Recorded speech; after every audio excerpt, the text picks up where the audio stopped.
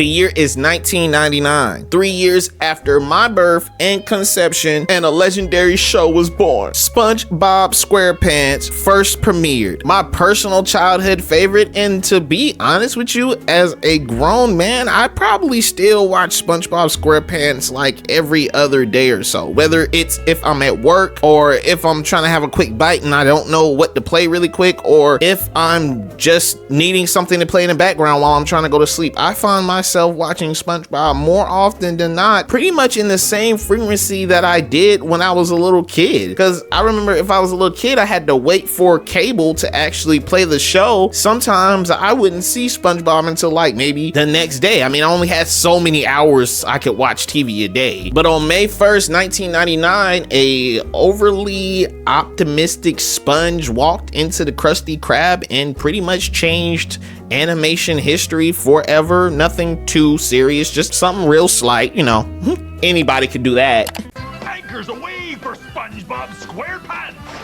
I'm ready. SpongeBob SquarePants finally premieres on Nick this Saturday morning at 10/9 Central. Be there and be square!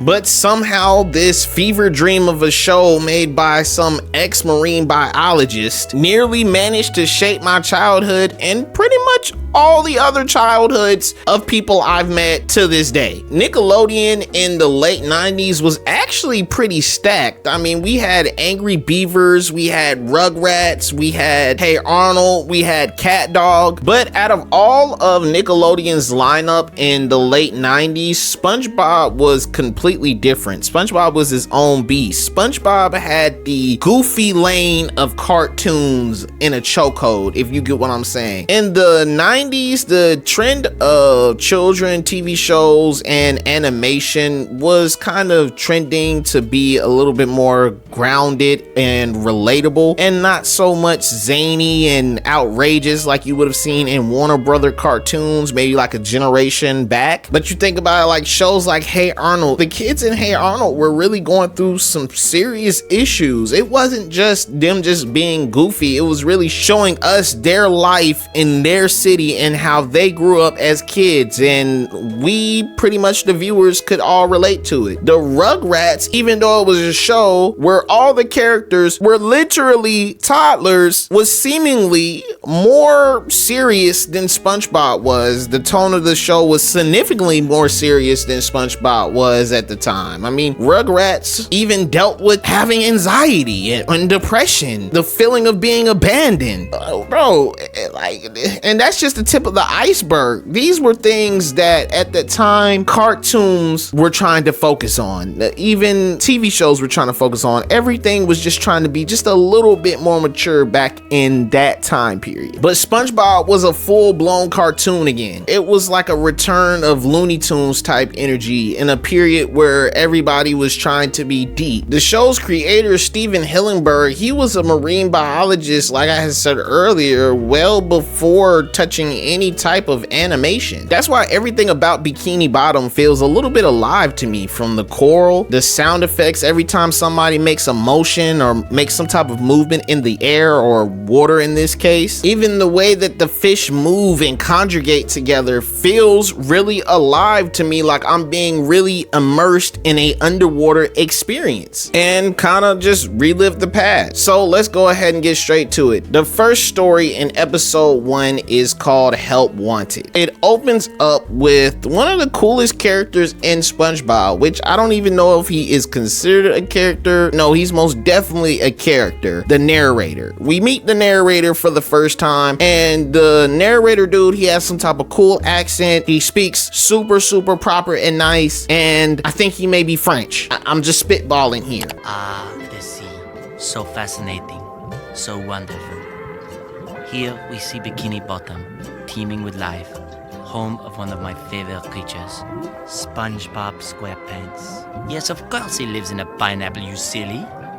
After the narrator does the narrator's job and narrates the intro to the scene of Help Wanted, we meet SpongeBob, and he's laying in his bed, and we probably see him laying in his bed for like one whole second, and then some giant foghorn alarm clock goes off, and the shockwave of the sound is so loud that it literally shakes the covers off of SpongeBob's bed right off of his body. I pretty much wanted like everything in SpongeBob's house growing up as a kid, but I can't think of a time that I ever sat there and was like, hey, I want that alarm clock. Like, I even if it was like a miniature version, like, absolutely not. I believe I heard SpongeBob's foghorn alarm sounds every day in my brain when I got woken up to go to school. It was that ingrained into me that sound was bad. So SpongeBob then proceeds to claw his way out of bed. He jumps and climbs up a ladder that's right on the side of his bed, goes up to it, and there's a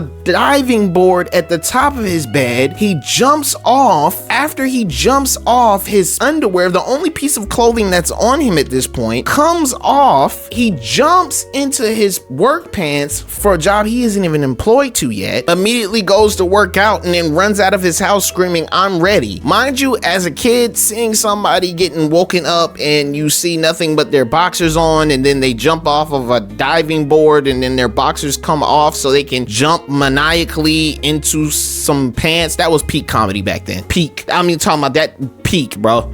There was nothing that was more funnier than that moment I have ever seen as a little kid. What? So SpongeBob goes ahead and starts running to the Krusty Krab, and then we're introduced to Patrick Star, a bumbling idiot that can't even stay stuck to his rock. We literally just see him say, hey, SpongeBob, and he just slides off of a rock. That's crazy. He's a sea star. So SpongeBob makes it to the Krusty Krab, and then we see Squidward, a naturally born hater. I think at this point we don't quite know that he is SpongeBob's neighbor, but we do know that he is a naturally born hater because as soon as he sees SpongeBob, he starts to cringe immediately. Also, we know Squidward is a naturally born hater because he is literally, when he first gets introduced into the scene, the first introduction we have to Squidward, he is cleaning graffiti off of the Krusty Krab window with his face and loser right under it. This is the first time we've seen Squidward. This is the first introduction. No other time have we seen Squidward before this, and that is what we see. Squidward then sees SpongeBob trying to come in to apply for a job. Squidward runs up to Mr. Krabs and it was like, hey, this guy is a idiot. Please do not hire him. But it was already too late. SpongeBob had already ran inside. At this point, SpongeBob is inside and SpongeBob tells Mr. Krabs, yo, Squidward can vouch for me. He can vouch for me. And Squidward goes over to the side, pulls Mr. Krabs to the side. He's like, no,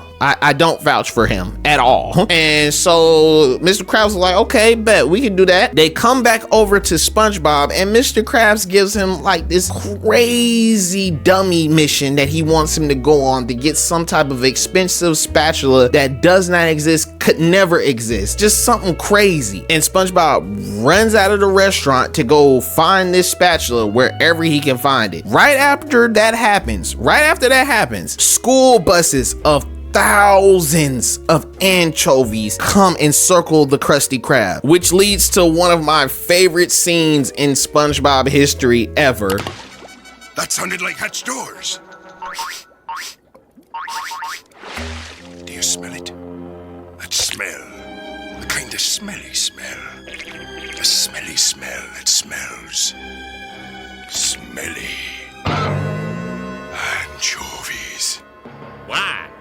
Anchovies! But anchovies completely surround the place. And you know, that's one of the cool things about SpongeBob that sometimes we don't even pick up on, because anchovies in real life run around the ocean in schools. In the SpongeBob episode, the anchovies were driving around in school buses. That's kind of like a little Easter egg that SpongeBob gives us every now and again. That's pretty cool. I just wanted to point that out. So the anchovies go in there and causing a wreck, and they are hungry. They want to eat everything in sight, and so SpongeBob has to come back and save the day. Somehow SpongeBob was able to go to Bargain Mart and find this fictitious spatula, and then he comes back to the Krusty Krab flying around with this spatula formula that he found. He proceeds to go to the kitchen and feeds every single one of the anchovies, making Krabs a bucket load of money.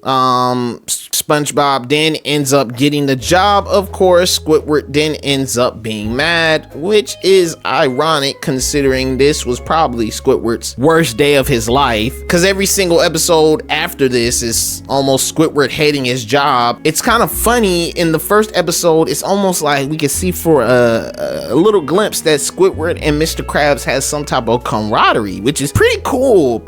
We don't see that a lot in SpongeBob, but we did get to see it in episode 1, so that's pretty cool. The next part of episode 1 is called Reef Blower. Reef Blower was actually a special story, believe it or not. Did you know that Reef Blower is a completely silent short film? I mean, it was one of the shortest stories in a SpongeBob episode, but it also was a completely silent film. And it was silent because they had to do some budget cuts and couldn't afford some of the voice acting for that particular episode. So they made it into a silent film, and the experiment was great. I just thought that was a cool little Easter egg, because before recording this video, I had no idea that it was a budget cut thing. And on top of that, I also just never really thought about how it was silent. You know, the episode was so short and so sweet and so cute that, you know, I just watched it. I didn't really think nothing too much of it, and I've probably seen the episode a billion times, but every single time I don't really think too much of it. It's only a few minutes long.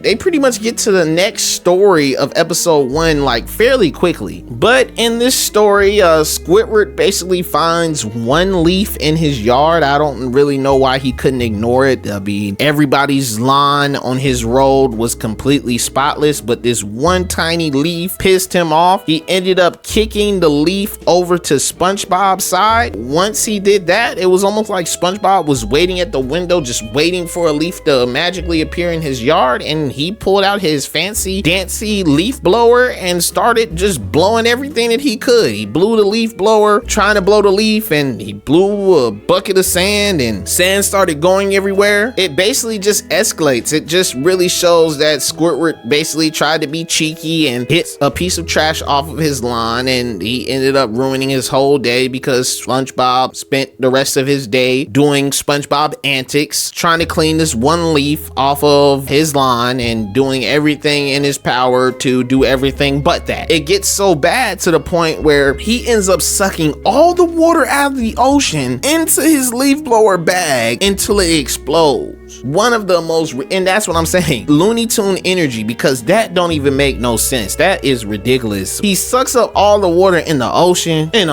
cuz.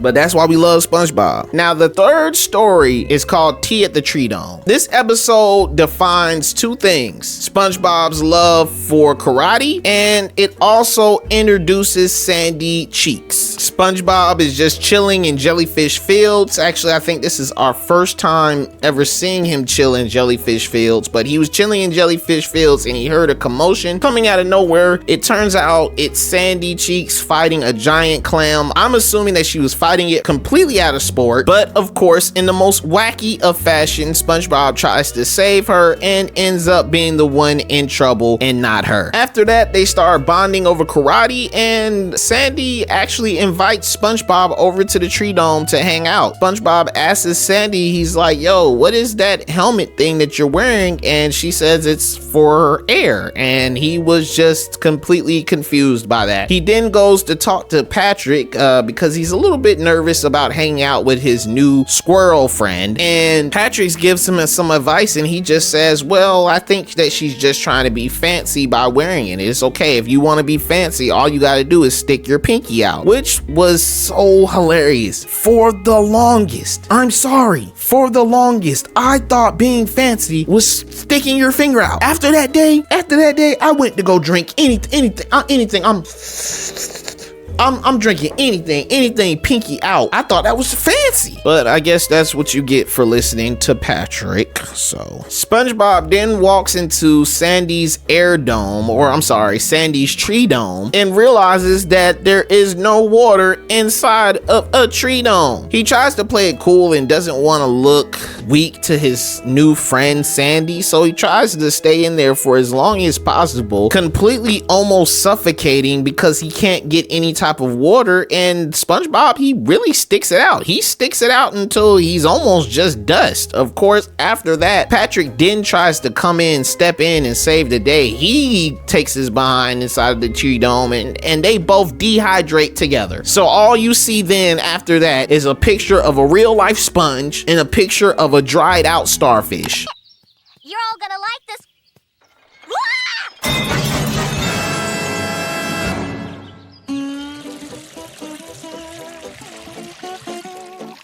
There, that ought to do it. Anyways, Sandy comes and resuscitates them by pouring water on them and filling up their little water helmets with water and putting, I guess, a sweet tea packet in there so they can drink sweet tea, even though that's strange. It's not like they're consistently drinking the water that's around them when they're outside, so putting sweet tea inside their water, I just feel like would just be toxic to them. But it's SpongeBob. It's zany. That's the type of stuff that wouldn't happen in Hey Arnold. That's the type of stuff that wouldn't happen in Rugrats. But that's why you hear at SpongeBob. It's gonna happen at SpongeBob. Anything that you can think about gonna happen at SpongeBob. Okay? You wanna have somebody jump into somebody's dreams from another dream, it happens in SpongeBob. Fun side note, Sandy is a scientist in the TV show. The fact that she did not know that SpongeBob needed water to be able to go into her Treedome is kind of weird to me. So either A, she was completely messing with him to begin with, or B, the writers just didn't know what direction they wanted to take Sandy Cheeks in just yet, and so she was just some type of random character. She wasn't a scientist just yet. I actually have no idea. I'm probably gonna have to watch a deep dive after making this. What is this? What is this? After making whatever this is, I'm gonna have to watch a deep dive about the series. So the first episodes of SpongeBob taught you stay optimistic even when people doubt you, and keep going even when people are laughing in your face. It also showed you to turn your limitations into creativity, because SpongeBob was trying to get the show off the road. They was missing out on budget and they had to create one show with just animations and sound, and they made it happen. And lastly, never stop being weird even when it doesn't make sense, and don't be afraid to let somebody know you need help. Don't sit there and be suffocating when somebody has water right by you and can help you out at any moment. In these 3 stories, Hillenburg built a universe that holds up 25 years later. To this day, there are people that are going to want to watch videos about SpongeBob. There are people that's going to want to learn more history about SpongeBob. There's still something to learn from this goofy TV show from the late 90s. But I just wanted to walk everybody through what happened on episode 1, just as like a little refresher, just a blast from the past. It was on my heart to talk about, so I had to talk about it. Next time, I think I'm going to be talking about episode 2 in a little bit more detail, and we can get into that one too. And I think, you know, if these do well, we can keep just going over and talking about each one of the episodes of season 1. So like, comment, subscribe so we can do this together and we can keep talking about this. Let's keep the conversation going. I'll see y'all the next time.